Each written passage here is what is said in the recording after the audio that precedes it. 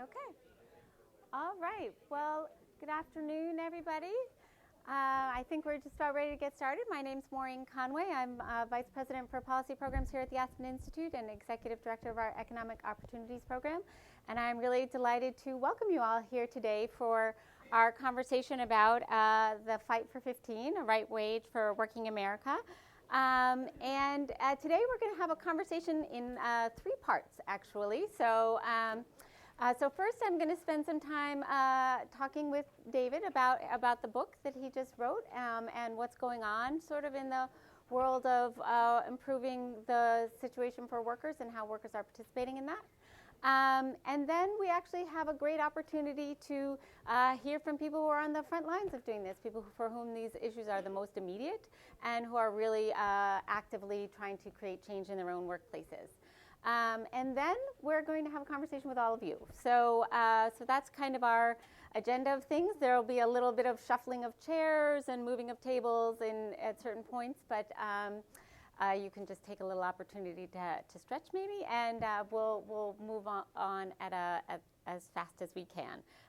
Okay, so that's the first part of my logistics remarks. The second part of my logistics remarks, do please silence your phones.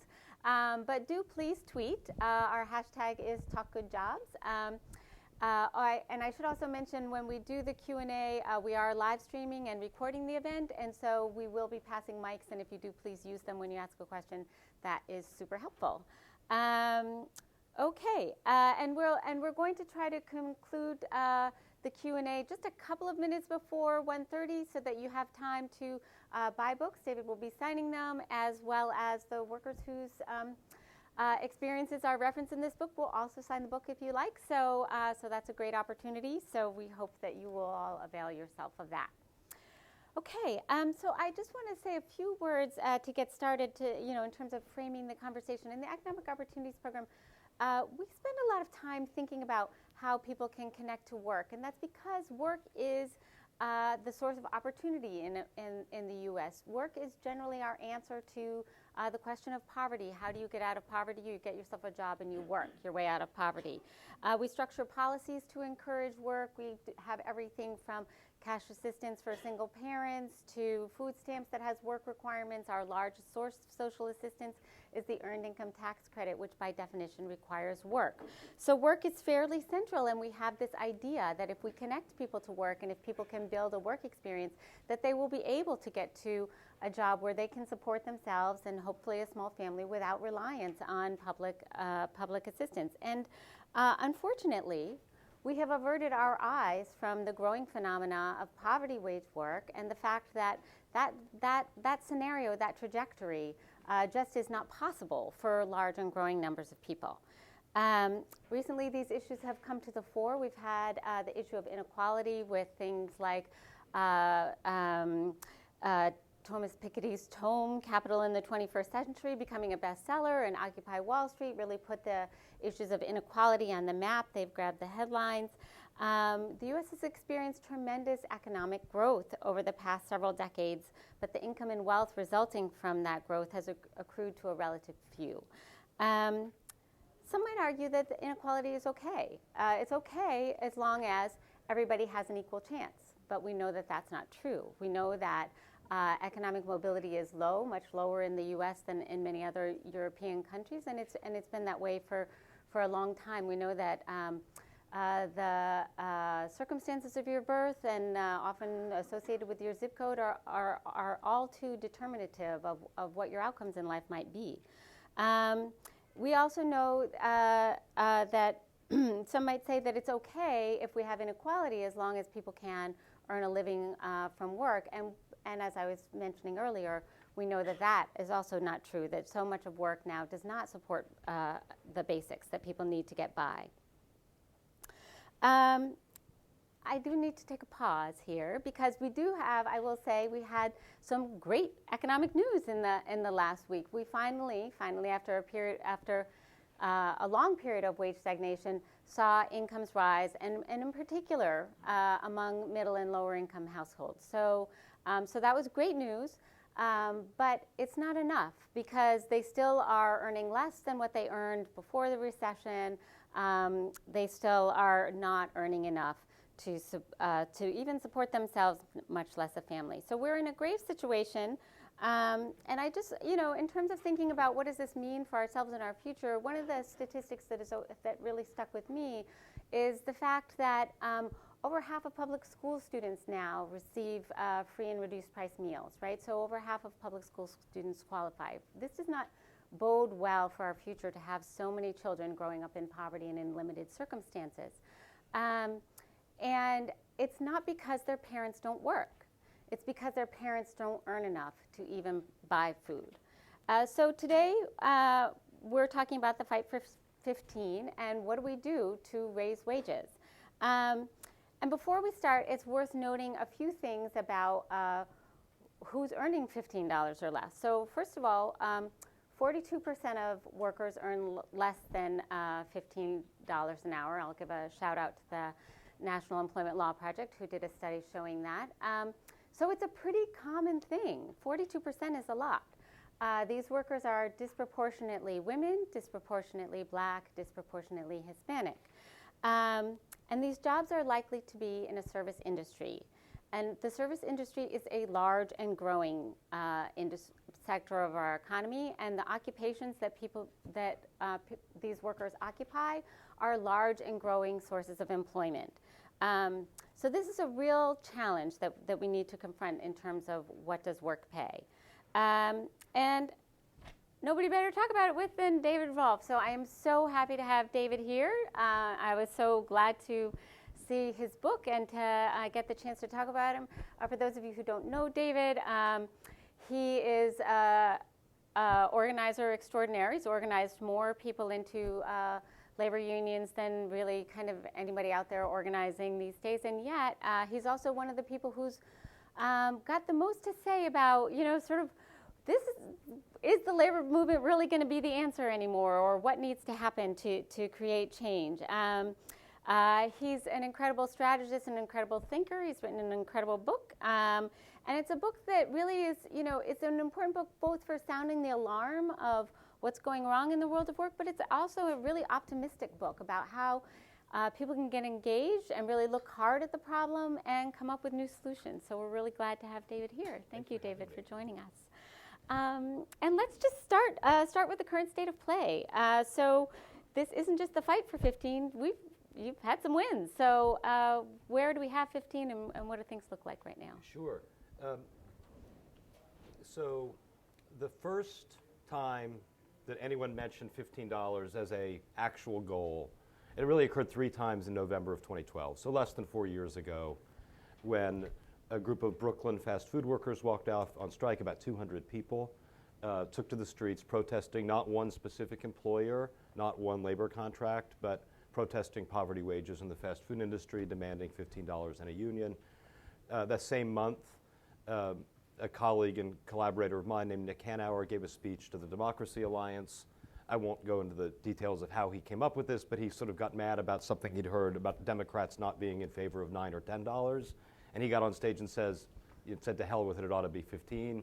And then, those two events were not in any way connected. And then also unconnected was the publisher of a journal called American Conservative, a California billionaire, Silicon Valley guy named Ron Unz, who had run against Pete Wilson in the California Republican primary in 1994 from the right, published an article making the conservative case for a $12 to $15 minimum wage. Those things all happened in November of 2012. By May of 2013, we'd had the first 6 strikes in the fast food sector demanding $15 in a union. I'm sure we'll have a chance to talk about SeaTac, but by November of 2013, the first small city had done a $15 living wage law covering 6,000 workers in the airport, airline, hospitality, and transportation sectors in SeaTac, which is the airport city that serves both Seattle and Tacoma. And then Seattle became the first city to do a broad-based $15 minimum wage the following May, 1 year to the date after the first Seattle fast food strike. Today, there are 20 million Americans on a path to $15, covered under $15 minimum wage laws, mostly, of course, in New York and California, since those 2 states adopted statewide policies, but also a number of other eastern cities, a number, both Seattle was the first large city, but then now we've got debates going on in Baltimore and in Cleveland.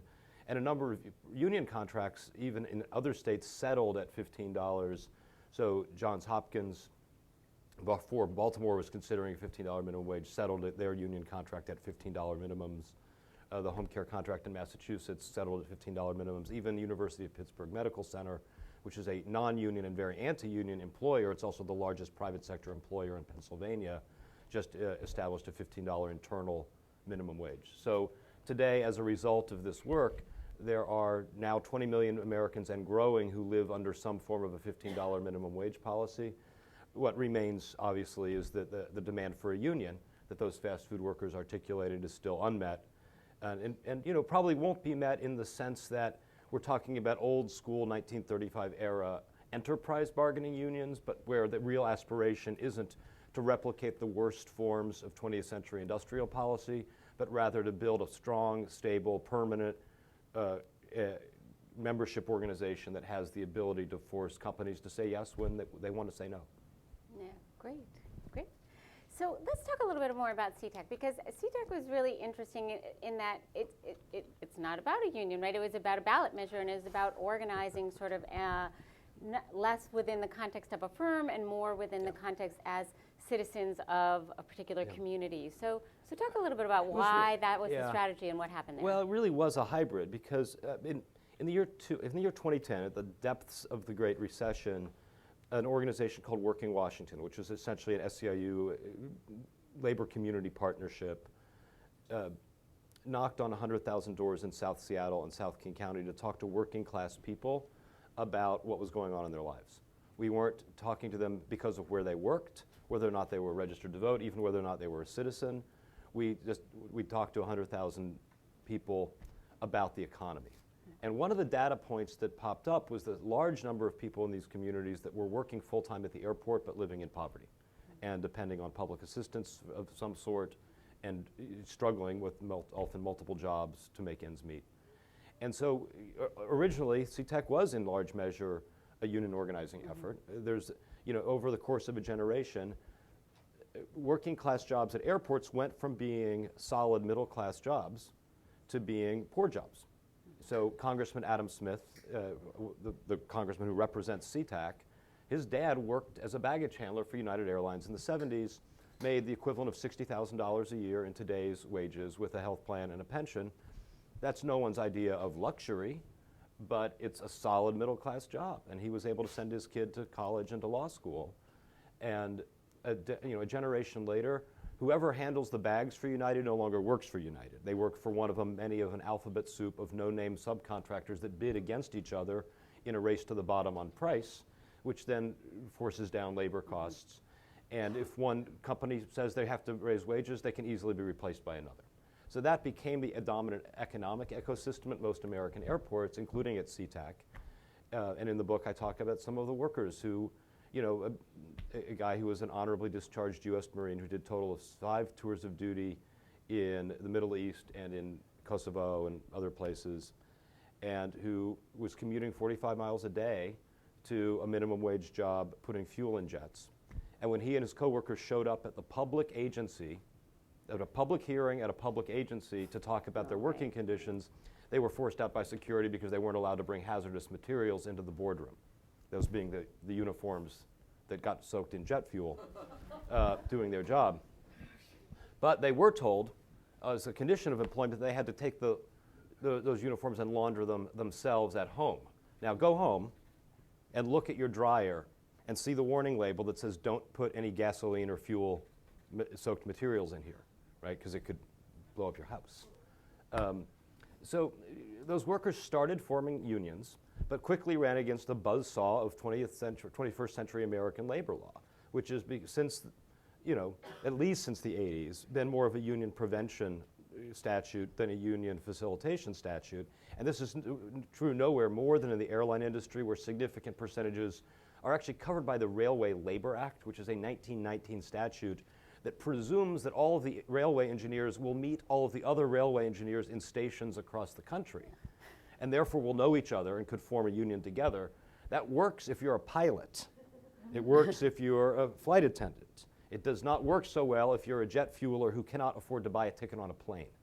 And so the law essentially required, to get a union, workers to form unions at the same time with the people who work for the same companies in Honolulu and Portland, Maine, an impossible task. So workers ultimately decided to write labor standards into the law. And SeaTac, like many, many cities and states on the West Coast, has relatively easy access to the ballot. If you get a certain number of signatures on your proposed law, you can qualify for the ballot. And that's what happened in SeaTac. We qualified a ballot measure that raised wages to $15 immediately, provided for paid sick leave, required employers to offer full-time work to part-time workers before adding more part-time workers, prohibited hospitality employers from skimming off tips and pocketing them, and had a private right of action for enforcement. So essentially, some of what might have gone into a labor contract was written into law. It qualified for the ballot and won by 77 votes on Election Day in 2013. Now, you should understand that, why is there an election in 2013? Because throughout much of the country, municipalities and even states depend on picking low turnout elections where the majorities will not vote in order to preserve the, power of a local ruling elite. SeaTac is a majority person of color, majority immigrant city, governed entirely by conservative white people because they hold their primary elections in August of off years, in odd-numbered years, and typically fewer than 1 in 5 residents actually turns out to vote. That's part of what we had to change to pass the SeaTac measure, and knocked on 10,000 doors 40,000 times in order to turn out enough people to pass that measure with 77 vote margins. Yeah, but one of the interesting things I thought in that SeaTac story was also the role of some of the small business owners in the community, and the and sort of the different the different stories ahead of time from the business community and the different stories afterwards. And so it'd be interesting to talk about that a little. So there were two. SeaTac. If anyone's ever worked on a nursing home union organizing campaign, you will recognize that's a very obscure thing to have worked on. But if you have, you will know that on the day before the election, the workers fall into two camps. They're either wearing the union button or they're not making eye contact with the union organizer, right? And that's what SeaTac really became in the months leading up to the election. No one was neutral, and no one at the doors was neutral. We wouldn't even count you as a yes vote going door to door if you weren't willing to put a sign in your yard or put one in your window, because that was a telltale sign you weren't really with us. And the business community was sort of the same way. So on the one hand, you had what you sort of expected: the small town chamber of commerce saying, "Oh, this is going to kill us. We're all going to go out of business. We're going to lose these jobs. It's going to hurt the people you intend to help." Like yada yada. All of the things, all of the myths. Charitably myths that get repeated anytime anyone talks about raising labor standards. And then you also had some other businesses that did different things. So a guy named Don Liberty runs a sports bar called the Bullpen Bar and Grill. It's about a mile south of the airport. It serves a lot of airport workers and a lot of working class residents of SeaTac who come in for a beer and a sandwich and to watch the game of their choice. And Don Liberty, who was actually a Republican, figured out that if airport workers had more money to spend, he was likely going to get more customers. And so he became a very enthusiastic public spokesperson for Proposition 1, the measure. Then you had the guy who was the general manager at the SeaTac's there's a lot of hotels in SeaTac because that's an airport city, but mostly it's the kind of hotels where you're trying to. It's not very, it's not luxury hotels. It's places where pilots and flight crews sleep. It's places where if you have an overnight layover, you just go across the street. It's not generally a luxury hotel town, but there's one exception. There's one luxury hotel that's used for conferences and for higher end business travelers or people on international layovers. And the general manager of the hotel became the spokesperson against the campaign. And he would host the Vote No committee meetings in a private dining room at the hotel where they'd serve prime rib and red wine at lunch. I don't know what the Aspen Institute's doing here with these sandwiches and bottles of water. Sorry. Yeah. And they would talk about what was going to happen if this thing passed. And the hotel said, well, because that the SeaTac measure only applied to larger employers. And so they said, well, that's it. We'll just lay off enough people so we don't qualify as a larger employer anymore. We'll cut down the number of rooms. The Then the guy who ran a master park franchise said he would replace, he was quoted in the press as saying he would replace all of his employees with kiosks. Probably the most shocking thing that got said, and it's probably not shocking to anyone here that we occasionally had good information get reported out of those committee meetings. But one time the general manager of the hotel said, if this passes, I won't be able to offer my employees shift meals anymore. In other words, the free meals that restaurant workers often get before or after their shift. And someday that's the only meal they get.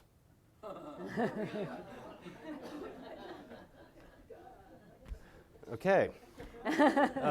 But there's a happy ending to the story. The master park franchise guy, after he threatened to replace all his employees with kiosks, after the measure passed, he hung a big sign on his fence that said, now hiring $15 an hour.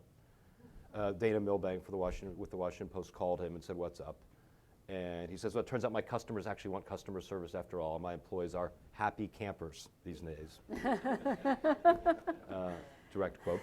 And the hotel, the investors met right after the measure passed, and because they were going to not be earning as much ROI per room night based on increased labor costs, they decided to double the size of the hotel and add a new wing with 2 presidential suites and a spa, so that they could get more business and realize the same projections that they'd had, sort of going into the business. So, in general, I mean, some businesses fought for 2 years through litigation. Those were the unhappy ones who now have to write tens of millions of dollars of back paychecks to make people whole for the money they didn't get when the initiative passed, because it was sustained through every court of the land and is now the law. Great. So you go from SeaTac, which is a relatively small town, and it was, the airport is kind of dominant there, to Seattle, which is a big town, and you got a lot of different industries and a lot of different folks. So sort of contrast sort of what was different about Seattle in terms of the players and the process and sort of how that Very all, and you different, can't really knock on every single voter's door. No, you can't. So despite being only 15 miles apart, they were a huge study in contrast. SeaTac is an inner ring suburb in decline. They'd lost their video store and had become a pawn shop. Their grocery store had become a Goodwill. And good jobs, like Adam Smith's father's had in the 70s, had become bad jobs. And that was the story of SeaTac. Seattle is a boomtown. Seattle is, every day 50 new people move there, 35 new jobs are created, and only 12 new housing units are brought on the market. So we are now dealing with an upwards price spiral in housing costs that, producing the kinds of rents that people in San Francisco, but not in Honolulu maybe, but not that many other places are used to experiencing. And it's a very fast-growing city. There's a 2-year wait to lease a construction crane in downtown because there's so much new construction going on. And Seattle's an incredibly progressive city with a very strong labor history. The one general strike in U.S. history occurred in Seattle in 1919. It didn't end well for the strikers, but it did occur. And so you have this very progressive city with a strong labor tradition, combined with these incredibly, with these very strong economic growth trends that generally were benefiting those who already had the most. And you had one of the most successful strikes in the first wave of fast food strikes. 14 restaurants actually had to shut down for the day, something that wasn't true in every city. Thousands of workers and supporters marched on May 29th and 30th of 2013. And this was happening right as the SeaTac campaign was also happening in the same media market.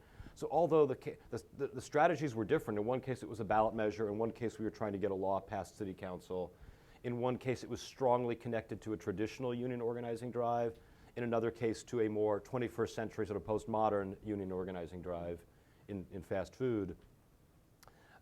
Ultimately, those two campaigns were financed by and run by the same people at the top level. But the strategy in Seattle was very different. First of all, we wanted to turn the elections, whereas SeaTac actually was a literal referendum on 15. In Seattle, we were trying to create a virtual referendum on 15. We had municipal elections that year, including a mayor, the mayor's race, and half the city council. And the coalition essentially chose to make the mayor's race a single issue election on the subject of 15. And did that by timing the strikes and the sit-ins, the boycotts, the civil disobedience, with the key the key elements, the key moments in the municipal elections. Also by doing things like having a televised debate on low-wage worker issues that every major candidate attended, and had to go on TV and explain how they would live on the state minimum wage to a live and studio or in studio and public audience. And so by the time we got to the election, which was in SeaTac, Prop 1 on the ballot, in Seattle, a mayor's race and a city council race, public opinion was already strongly with us. We didn't know quite how strongly until a little later. We only won by 77 in SeaTac, but in Seattle, a much more progressive city, it wasn't just that a pro $15 mayor got elected, which we kind of thought was going to happen. What no one saw happening was the election of a single issue city council candidate who was a member of a British-based Trotskyist party, beating a 3-term incumbent for a city council seat. And if something shook up the political establishment in Seattle, I mean, this person, her name's Shama Sawant. She's now sort of famous. You see her on TV because she's the only, I think pretty much the only socialist holding many major office in the U.S. No one saw that coming. Like, it wasn't even the far left of the labor movement didn't support her campaign. Everyone sort of figured the Democrat would prevail, and so it was sort of a shock to the system. And so when marchers marched 15 miles in December from SeaTac to Seattle to symbolically bring the $15 minimum wage fight from one city to the next, half the city council was there with handing out cookies and tea when marchers approached City Hall Plaza. And that became, listen, it was not all kumbaya for the next 4 months, but the mayor had pledged, if elected, to appoint a citizen task force, a stakeholder task force, really, to negotiate how to get to 15. And so I was the co-chair, and along with a guy who's a very prominent business leader in Seattle, whose family owns the Space Needle and who owns the Sheraton Hotel and a bunch of hospitality businesses, and a large employer of low-wage workers. And a task force of 24 people essentially spent 4 months negotiating in what felt very much like collective bargaining. It just wasn't between one employer and one union. It was between all the employers and all the unions, and a number of community organizations and political stakeholder groups as well. And the posture of the business community was quite different, because they'd seen what happened at SeaTac, they'd seen what happened with the city council and mayoral election, and the Seattle business community, which is, our Chamber of Commerce famously disaffiliated from the U.S. Chamber of Commerce because they didn't like their politics. And so, it's still a chamber, but they negotiated in good faith. And for 4 months, we, spent our evenings and weekends in City Hall bargaining what would be the parameters of the $15 wage policy that was then ultimately supported by 21 of the 24 members of the commission and by a unanimous vote of City Council. Great. So I want to switch a little to, because so those have been a couple good environments to get some of the things done. But you sort of pass a law, and then there's enforcing it. And in 2015, the U.S. Department of Labor's Wage and Hour Division brought in over $246 million in back wages for over 240,000 workers. We have challenges with compliance with current labor law. I'm glad to see Sharon Block here today. And we know resources also for enforcement are limited, right? So that's an issue. So are you seeing both challenges, as it spreads to other jurisdictions? What are your concerns about enforcement, and are you seeing anybody think about what are some innovative sort of strategies that can use resources well? Yeah. So prior to passing a $15 minimum wage law, Seattle had actually passed a criminal anti-wage theft statute.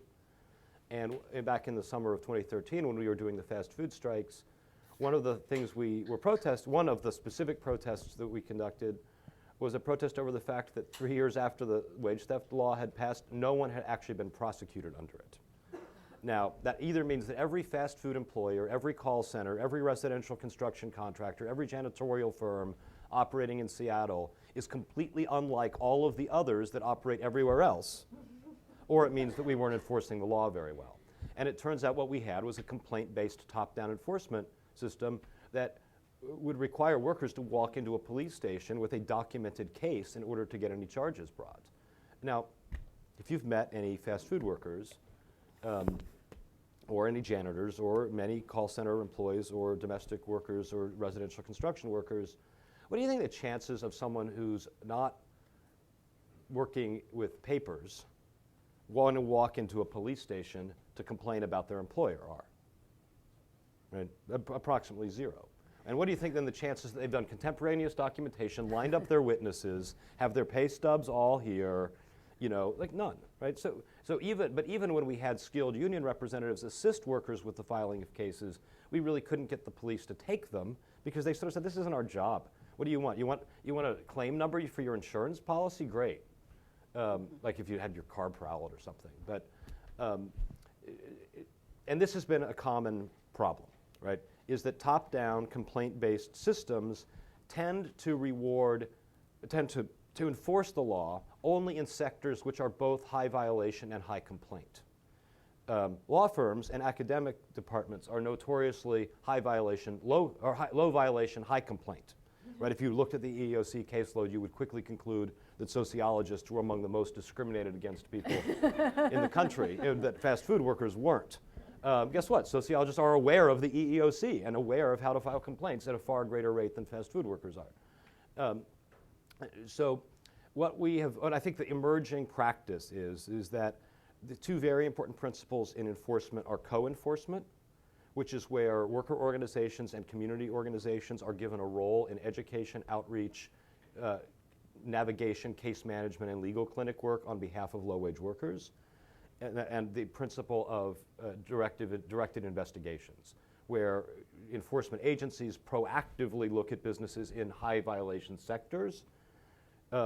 It's just like, for example, why the IRS might want to audit Donald Trump and might not want to audit, I don't know, Howard Croft or Chris Chafe or, you know, Tanika Aiden. Right? The facts of the matter suggest that there's probably more to find if you audit Donald Trump. If you were going to look in Seattle at where to look for violations, you would probably want to look in kitchens before you would want to look in biopharma laboratories, you know, hypothetically.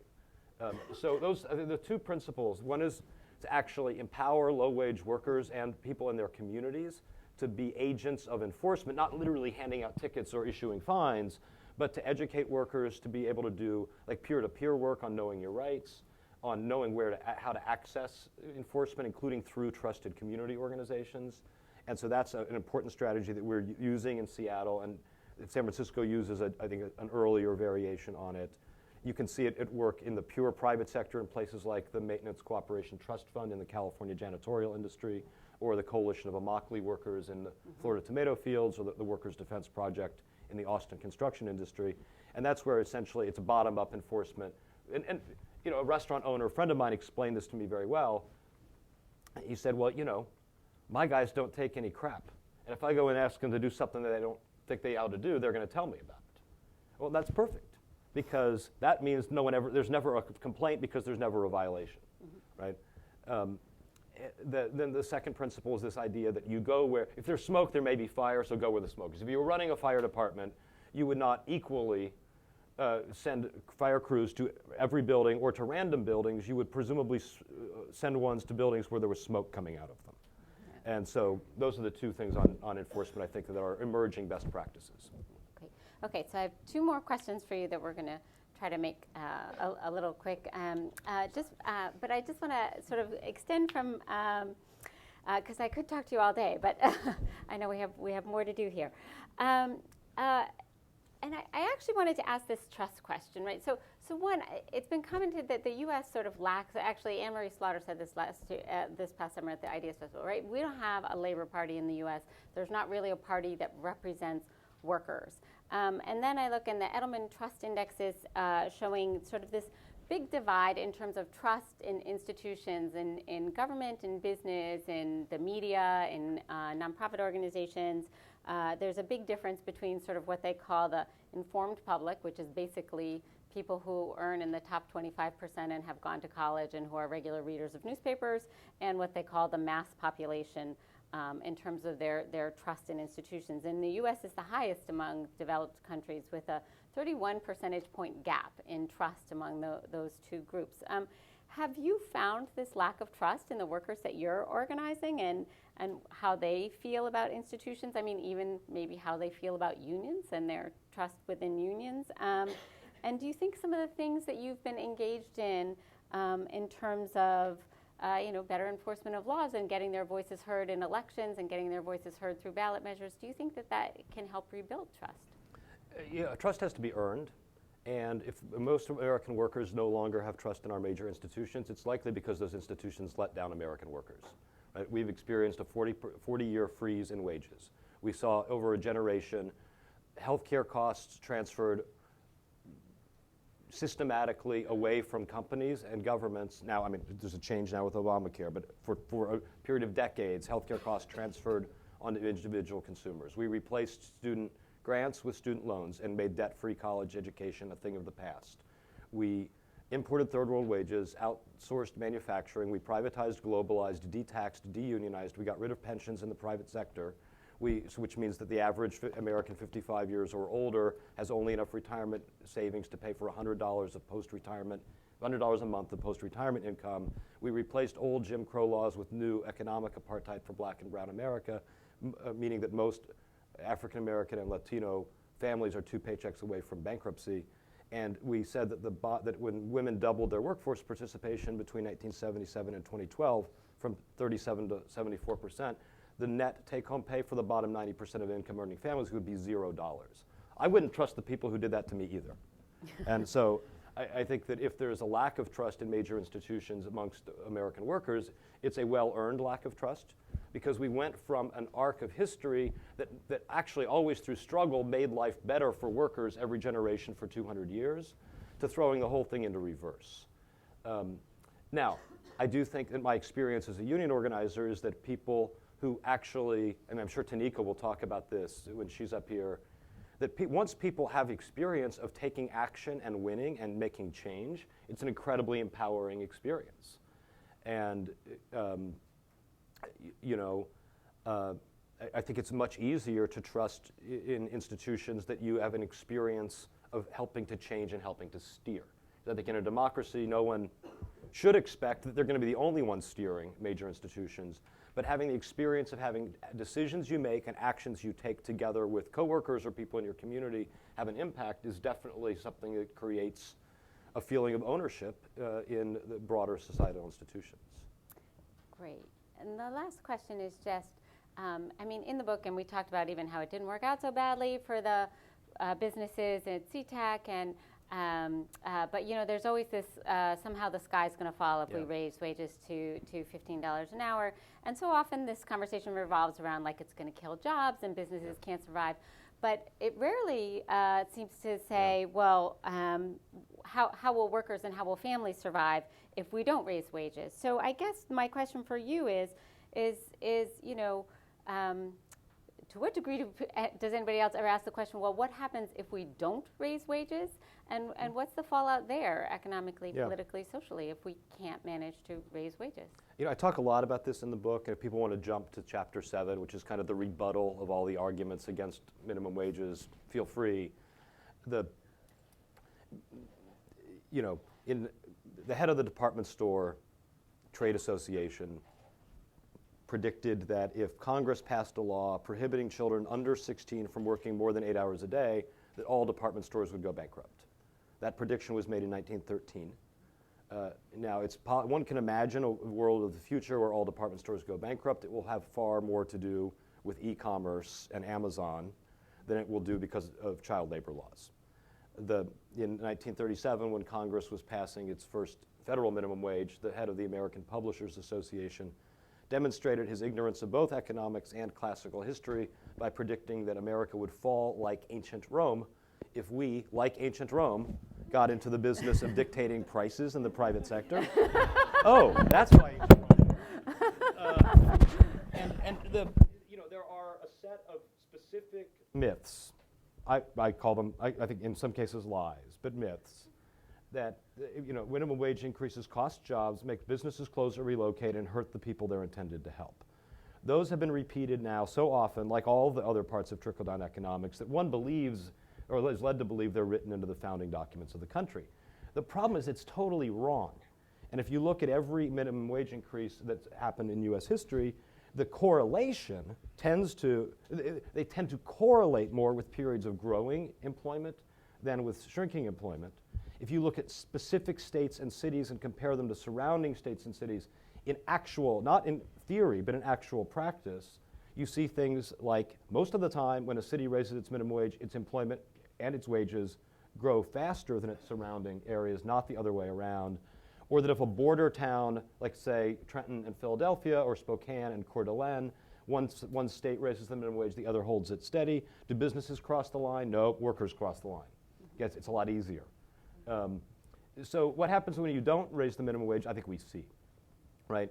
With 40 years of wage stagnation in America, we saw depressed levels of consumer spending, slow economic growth, more frequent recessions that were more structural in their nature, and not just people like me, but people like, or institutions like Standard & Poor's, the World Bank, the International Monetary Fund, and the Chicago Federal Reserve Bank have all issued reports in the last 4 years pointing to America's high relative rates of poverty, low relative wages, low levels of intergenerational social mobility as reasons for slow and inconsistent economic growth and as long-term threats to our economy.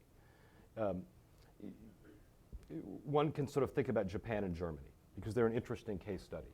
They were both occupied by American armed forces after the Second World War, and American generals functionally played the role as the dictator of the country. General MacArthur imposed on Japan an American-style enterprise bargaining system that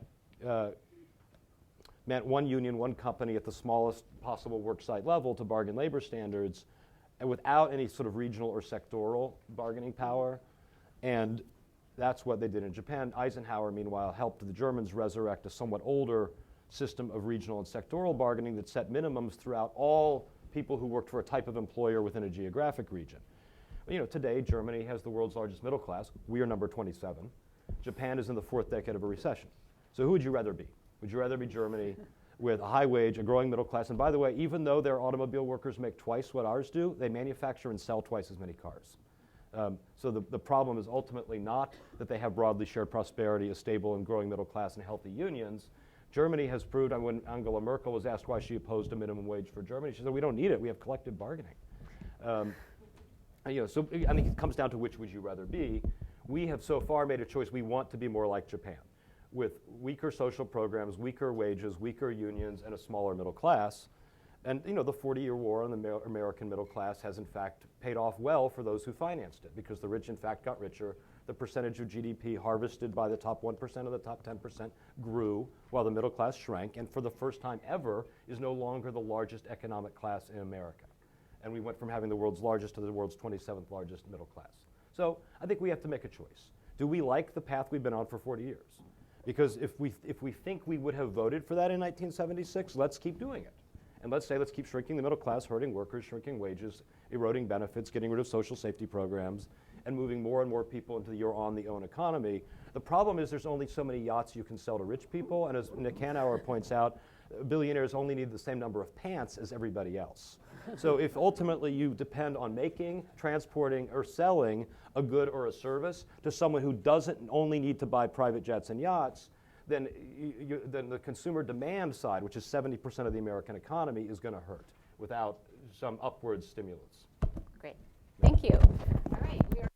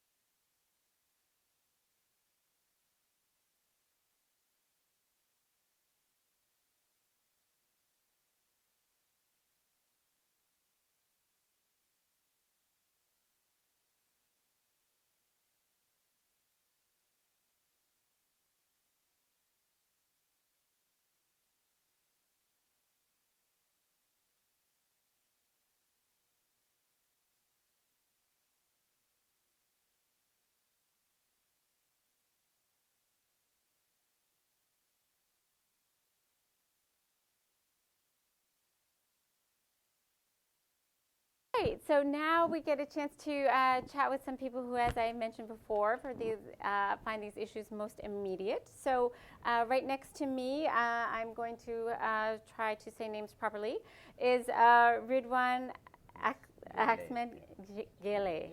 Oh, thank you. Who is an airport worker. Next to Ridwan is Crystal Thompson, fast food worker and mother, and a member of Working Washington. And next to Crystal is Tanika Aiden, a home care worker and a board member of SEIU 775. So thank you all for being with us here today. And first, I just was hoping you could tell everybody sort of briefly about your job, where you work, kind of a little about what you do and how long you've been doing it. And Tanika, let's start with you and just kind of work down. All right. Well, good morning. First off, thank you, Aspen Institute, for asking me to be here. And definitely thank you to my president, David Rolf, who's done so much for home care workers in Washington State and Montana. And my name's Tanika Aiden. I have been a home care worker for 15 years. So home care workers, we go into people's homes who are disabled in some type of way, who need a little bit of extra help. Say like a war vet who lost a limb, we go in and help them live their day-to-day lives so they can stay at home as long as possible. So I originally went to school I got my degree in communications, and then the economy fell out, so the type of jobs I was looking for I wasn't able to get into. Most home care workers don't start out with the goal of being in home care. But around the same time, a family member of mine, their health declined. So I went into home care work. It was very hard at that time to find a home care worker because of the way home care was set up in Washington State. So I got into that. And I actually became an activist. Originally, when I was in college, I was working at a department store. I was a member of a union. It was a very bad experience. So I didn't want anything to do with the labor movement at all. So all this stuff was going on at the same time. When I started being a home care worker, the workers were organizing to form a union. I wanted nothing to do with that because of my bad experience. But they formed the union, and things started to really improve for home care workers. I didn't really know how that was happening, but I thought it was great. So when they came back to me 8 years later and wanted to talk to me about the union, I was a little more receptive. And so that's how I got in. They invited me once I got in there and saw the way that people who take care of our most vulnerable were being treated. I wanted to do something about it, and I started traveling and talking to other low-wage workers and letting them know how they can get out of their situation. Great, thank you. Crystal? First off, I would like to thank the Aspen Institute for inviting us here, and David Rolf for empowering us workers and starting the fight for 15. Without him, none of this would have been possible. My name is Crystal Thompson. I'm a single mother of 3 wonderful boys. I was born and raised in Seattle, and I've worked at Domino's Pizza for the past 7 years. I'm also involved in Working Washington. We helped set and organize the fast food and coffee retail workers strike in the city. And we've also been to Olympia, it's the capital of Washington, and we've also spoke with legislators and city council members and shared our stories. Great, thank you. Ridwan. Okay. Thank you. First of all, thank you all of you. This is my first time to come to Washington, D.C. So it's nice.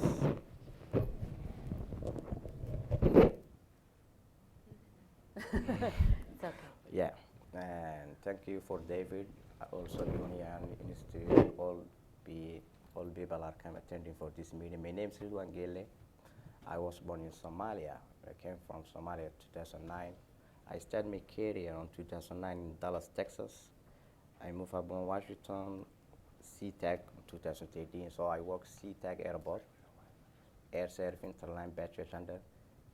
So I've been working at that place since 2018, and it's wonderful. Great. So tell me, and I'll sort of go the other way this time. So Ridwan, when did you get involved with sort of trying to advocate for change in your workplace, and what inspired you to get involved in sort of the vote for yes? Yes, I get involved when I met for organizer who's working for this movement. I see a lot of co-workers on my team are struggling their life basically inside, I see the companies making more money. They have more profit while the employees are struggling for inside. So that will be pushing me to get involved for this movement. So I go door by door, I do for phone calls, I meet them, my community, my people, my family to say, come and vote for yes. And I see that time it was a great time to make people therefore to change that situation. So people are getting like minimum wage, which not affect, they cannot pay their bills. Washington is one of high standard basic life in US. So I was sharing for emotional story for my workers, and they have no time to get their families because of their billing. The jobs are not fit for to get his family and to get his job, which is basically everybody like to get work and to take for his family. So that was me pushing me to take for this movement. Great. Crystal, what connected you to Working Washington, and yeah, why did you get involved with that?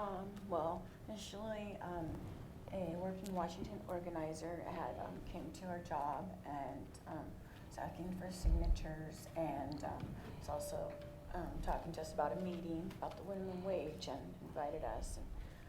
So I thought it sounded kind of interesting, so I went, and then we started. The first thing we got into, we did the wage stuff, protest, and we did some boycotts, and then from there it led to the fight for 15 and trying to raise the minimum wage, and it's a struggle. I mean, I've had the same job for 7 years and not getting a raise, only when the minimum wage went up, and just watching, my family and coworkers struggle, trying to make ends meet and raise their families. Yeah, and can you say a little, because we were talking earlier, when they first asked you to participate in a strike or something, how did that feel? I was really scared. I didn't want to lose my job, and I wasn't very informed of my rights. And the second time we went out, I believe there was a lawyer that came and spoke to us workers and informed us of our rights and stuff, and let us know that we would not lose our jobs if we went out on strike. And so I went out on the second and the third strike. Yeah, great. And Tanika, you already talked a little bit about, sort of your good and bad experiences with union and what connected you back to SEIU, but maybe you could talk a little bit about sort of what that's meant for you and sort of how that's changed your workplace, and also just have you found that any of your work in this way has gotten an interesting reaction from any of your coworkers or family members or other people about sort of your involvement with the union? Yeah, well, I mean, growing up, I heard about, if you work hard, you can have this American dream, you can have your piece of the American dream. But, looking around, I was seeing, a lot of home care workers are working 65 hours a week just to be broke and still can't pay bills. I see a lot of people with health conditions who can't even afford any kind of medical help, can't afford to go to the doctor, can't afford medications, working 2 jobs. I know a lot of people who have to make that decision every day on whether or not to pay their bills or whether to eat, So, but yet it's been proven that America is making more money today than we've ever made before. So it kind of got me thinking, where are all those wages going? Why are there so many people out here struggling? So what really kind of inspired me to get involved was the fact that that's not right. The wealth is there. We should, share in that wealth like we did back in the day, when we had a big labor movement. Everyone shared in the wealth. And, because I think that all people should have respect and dignity on their job and be able to pay the necessities. One instance I can remember when I first, got active, I went on a campaign out in California, and I was working with a group of workers who were just trying to form a union just to have the basics. I mean, the living wage was insanely low, and this is California. It costs like $50 to get a piece of gum there. So, but one of the very first houses I went to, there was, I mean, the level of poverty there was surprising to me. I'm a military brat, I was shielded from a lot of stuff. I didn't grow up in extreme poverty, and there was a woman there. Her husband had died. She had 6 children, and she was taking care of his mother, working as a home care worker, and then doing fast food. And they were living in a studio apartment, and the smell, just the whole situation made me upset enough to be like, you know what, this is not right. You know, everyone, you guys, we got to stand up and change this. This is not right. And when I first got involved in the union, you know, people didn't know what I was doing. Like, why are you doing that? You know, it doesn't really affect you. You're only in home care part-time. You know, those people don't have anything to do with you. But, you know, I can't just sit by and let someone in that situation be like that, just work themselves to death, knowing that they can change their situation. You know, just especially in Washington, seeing what has changed. You know, kind of like David said, once we get you in there and you see what's going on, you really just can't sit there and not do anything. So that was just getting out and talking to the workers really is what inspired me to do what I do. Yeah, great. Okay, we're going to ask one last question, and then we'll have David come on back up so we can have some conversation with you all. But just briefly, is there one thing? Is there one thing that you think the audience here, one more thing that you think that you haven't mentioned yet, that you think the audience here should understand either about your job or about your work to advocate for change in workplaces like yours? And Ridwan, I'll just start with you, and we can just go down the line. Okay. I would like to see that we continue this kind of movement until we see all the workers to change their life and to get what they deserve it. I like to continue. I like to see everybody get what you deserve to get it. And if possible, I would like to see this movement will come internationally. If they go for another continent, another country, something like that. That's what I'm sharing for the audience.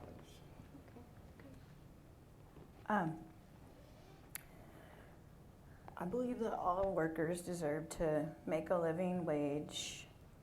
All working people should be able to afford to live and raise their family in the city where they work and not have to rely on public assistance. We all have a voice, and workers need to be informed of their rights. We need to keep the fight up and make it grow. We need to try to get the minimum wage up for the whole country, I believe. Great. And Tanika? So I remember when the Fight for 15 first started, I had a lot of people come up and say, you know, why should we pay those fast food workers? They're just delivering burgers, right? They're just delivering pizza. Why should they get a living wage? And I was kind of like that too. I'm like, 15, that might be a little bit too much. But when you really think about it, I'm out here advocating for low-wage workers to stand up for themselves and get living wages. They work just as hard as anybody else. You know, it shouldn't matter if you're an airport worker or you work at a hospital. It doesn't matter if you're a home care aide or you're a nurse. It doesn't matter if you work in fast food. All people, like my sister Crystal here said, should have dignity and respect on the job and should be able to still have that American dream. I still believe in the American dream, you know, so I just think that all workers deserve that dignity and respect. And I was at a conference a couple days ago where I got to hear from a leader in the movement. His name is Terrence Wise. And he was talking about how the CEO of McDonald's makes $9,000 an hour. And he has been in fast food for over 10 years. He works 2 low-wage jobs and barely makes minimum wage, can barely pay his bills. When we have inequality like that in our nation, something has to change. There's enough wealth for all of us out here, and we should all share in it. There shouldn't be, you know, the workers who are actually making the work not being able to pay their bills while CEOs make that much money. They can still have a whole bunch of money, and their workers can still have some money too, and we can all share in the dream. Yeah. Great. Okay, we're going to ask David to come on back up here, and if you want to raise your hand, we do have some mics to be passed, so we can try to get a mic to whoever would like to ask the first question over there.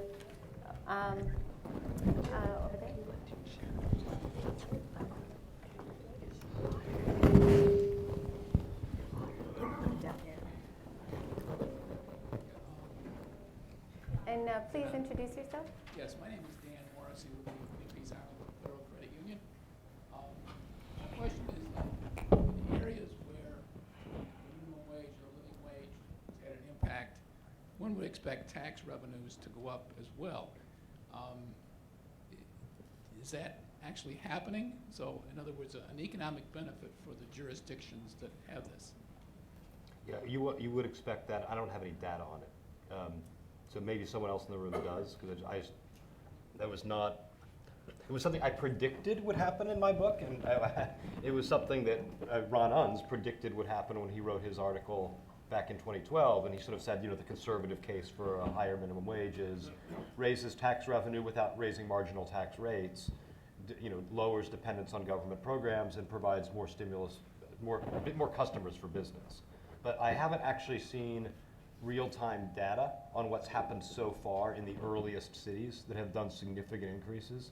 So in other words, Seattle, San Francisco, LA, perhaps simply because, even as we speak today, the New York and California laws are less than a year old. Right? So the answer isn't really, I don't know, but I don't know if someone here from one of the great research institutions that we work with, like NELP or EPI or CPB or CAP or Roosevelt, maybe should take that on and figure out the answer.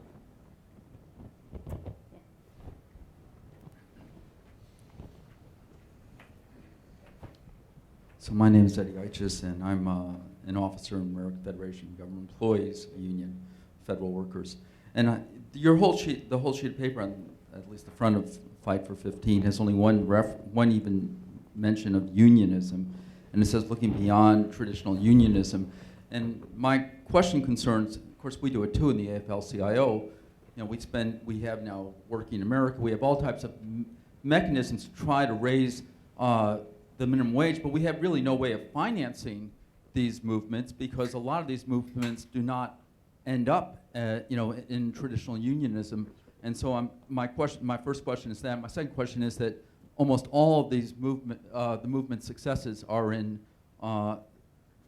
states that are not right to work for less states. And I'm wondering whether these movements even exist in Mississippi or Texas or other places like that. Yeah, great questions.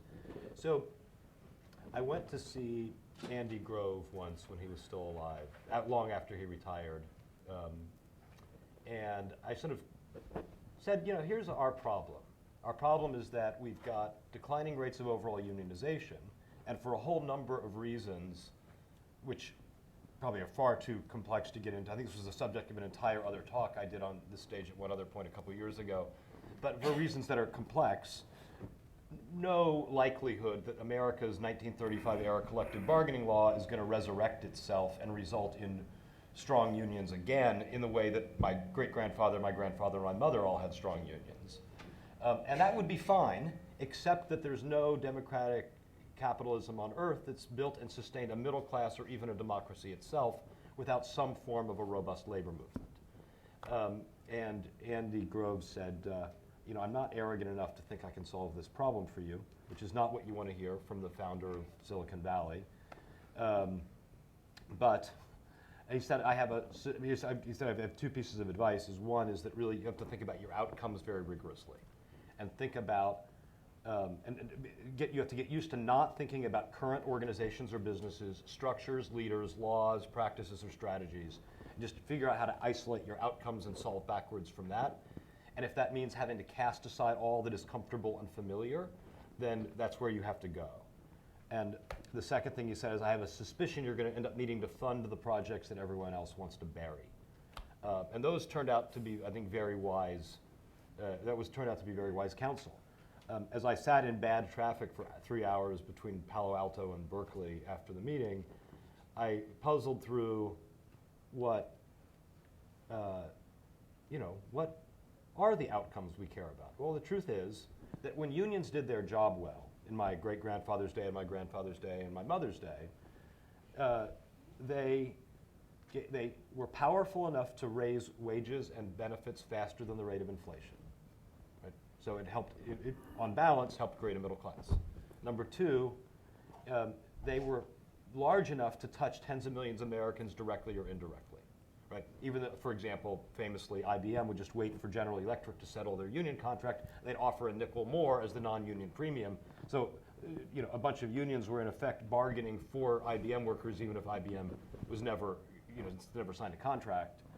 And then thirdly, they had a revenue source, the issue you raise, that was not, at least not immediately dependent upon philanthropy or government. Now, today, unions are no longer powerful enough to raise wages in most sectors of the economy. They no longer touch tens of millions of people, and our revenue source has been revealed to be very fragile. Right-to-work laws can do certain things. Republican governors like Scott Walker can do other things. And this is in part because we built a very fragile enterprise-based system in America. We don't have good labor laws, and we don't have great unions. Because we have a system that is optimized for the industrial economy of 1935. It rewards fighting over crumbs rather than systemic change. It rewards low-level conflict rather than high-level collaboration. And that's why we are more like Japan than like Germany in our system of industrial relations. I don't think it has to be this way, but I think that all of the labor movement resources that are going into trying to bring back the good old days are throwing good money after bad. And what we instead ought to be doing is trying to figure out the next set of platforms or experiments. And I don't pretend we have the answers yet. What I can say is that somewhere in the country or in history or around the world, workers' organizations have engaged in regional and sectoral bargaining. They've engaged in benefit administration. They've engaged in work distribution. They've engaged in worker ownership strategies, in co-determination strategies, in labeling, certification, and standard setting, standard enforcement strategies, in addition to enterprise bargaining strategies. So anytime you take 6 of the most obvious and widely practiced forms of worker power off the table for an entire labor movement, you're going to be weakening its prospects and its possibilities. And we also only have one revenue source, which is collective agreements with employers who agree to deduct dues. And we don't have any other revenue sources, which also makes us anomalous amongst other labor unions globally. So I think that it's unlikely that most of today's unions survive. Our collective bargaining system of 1935 will almost certainly not survive. And if we want to have an American dream and a middle class, we better figure out what replaces them. Okay. Yes. I'm curious from a political perspective whether your organization, others like it, and your participants are actively supporting Hillary as opposed to the Donald in light of their various views, and and if so, should there be more that's being done in order to ensure protection of your activities and organizations? Okay. I want to take another question just so that we can make sure we get plenty of questions in. He had an unanswered one, I'm sorry. I forgot you had a second one too. So.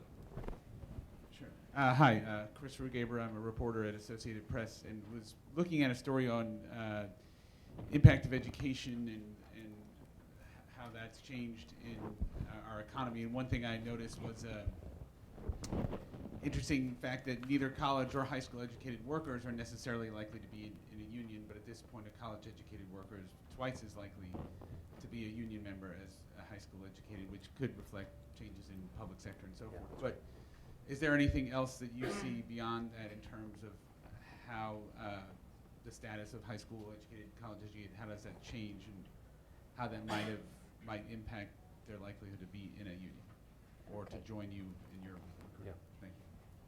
So I thought I saw one more hand, right back there. Good evening. My name is James Miller from SEIU 1199. And what I did not hear is about our educational piece for the fight for 15. We have a problem where sometimes we tell people that $15 will raise people out of poverty. But there should be a step or a movement to educate people how to change their lifestyle. Because $15 alone, without changing the behavior, will not lift anybody out of poverty. Because for as long as I remember, my father was a member person also, you cannot just throw money at poverty. We've been doing this since people have been walking around. So what we've been doing in Baltimore through nursing homes is have an educational piece. How to get your credit scores in check. How to do sit-down meals. How to buy in bulk. Because of the importance of getting your credit score, then you could buy a house instead of paying high rent. You can do those particular things. But just promising people that $15 will get you out of poverty, and I don't want to make the mistake that people get mad at unions. Okay. Okay, so we have the current president. Oh, okay. You want to add your question? I thought I saw one more, but maybe not. No. No? Amy, do you want to add your question? Okay.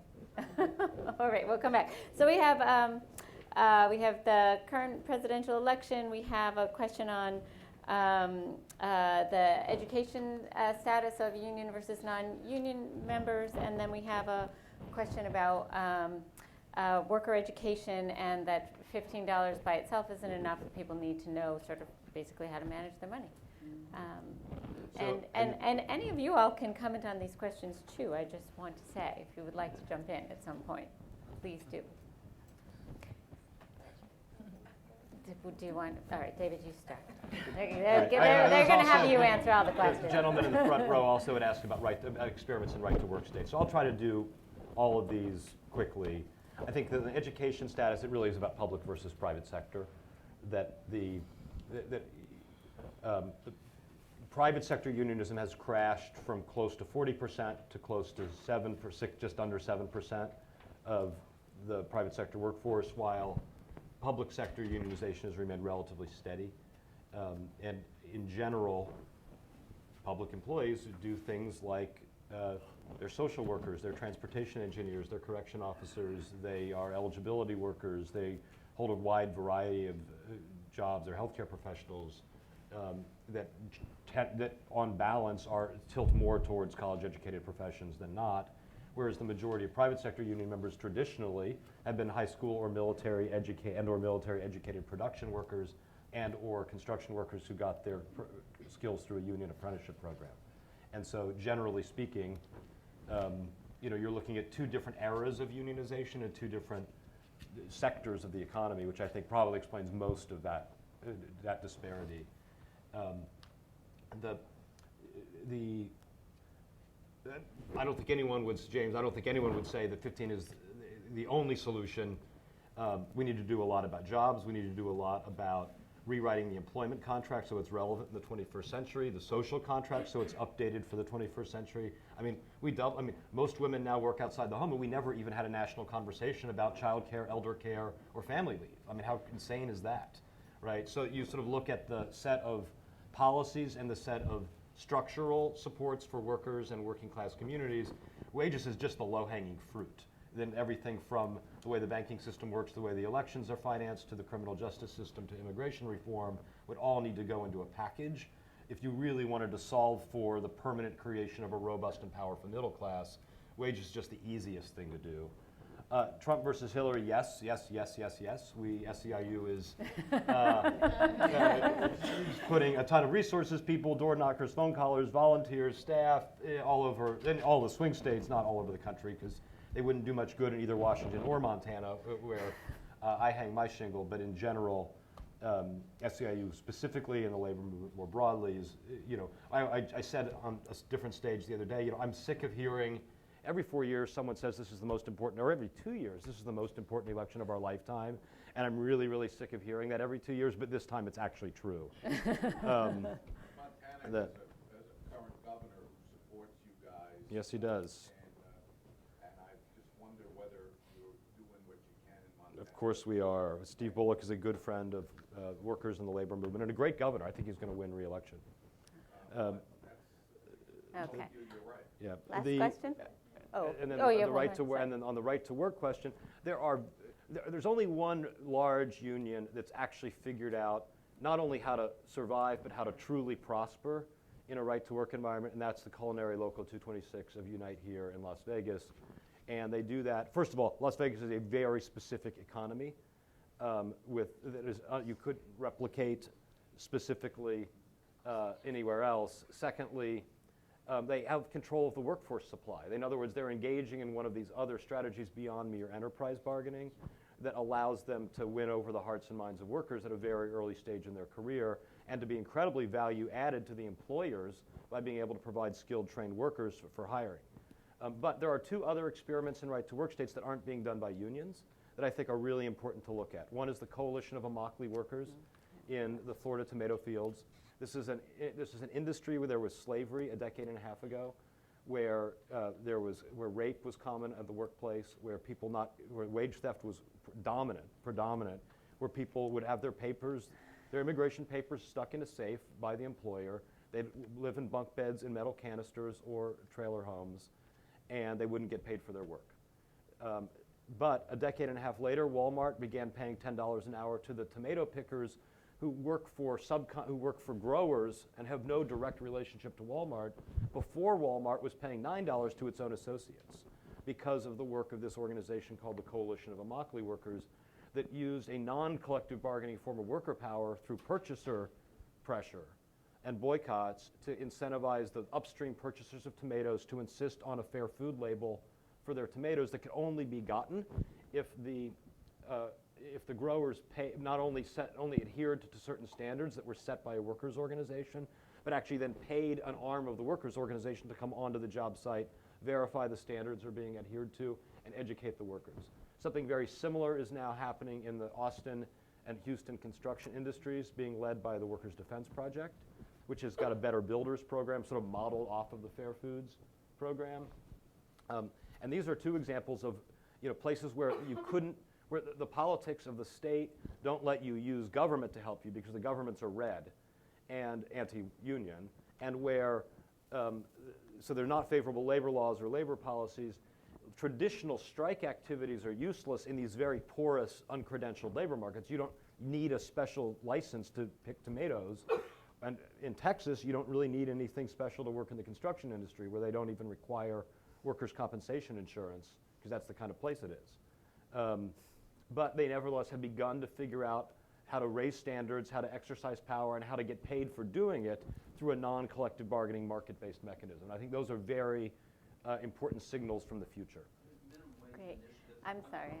That's okay. I'm sorry. We are actually at time, and I just wanted to say a couple of things that I didn't say before. One, since he's mentioned the Coalition of Immobility Workers and Nick Hanner and Ron Unz a couple of times, I want to say Nick Hanner and Ron Unz talked about minimum wage in our very first Working in America session in March of 2013. We also did host the Coalition of Immobility Workers last fall. And you can find all of our previous sessions on our website, as.pn/workinginamerica. Please take a look, and please stick around, buy a book, sign a book, chat some more, but I think we have to close the formal part. And please join me in thanking our panelists for a great conversation.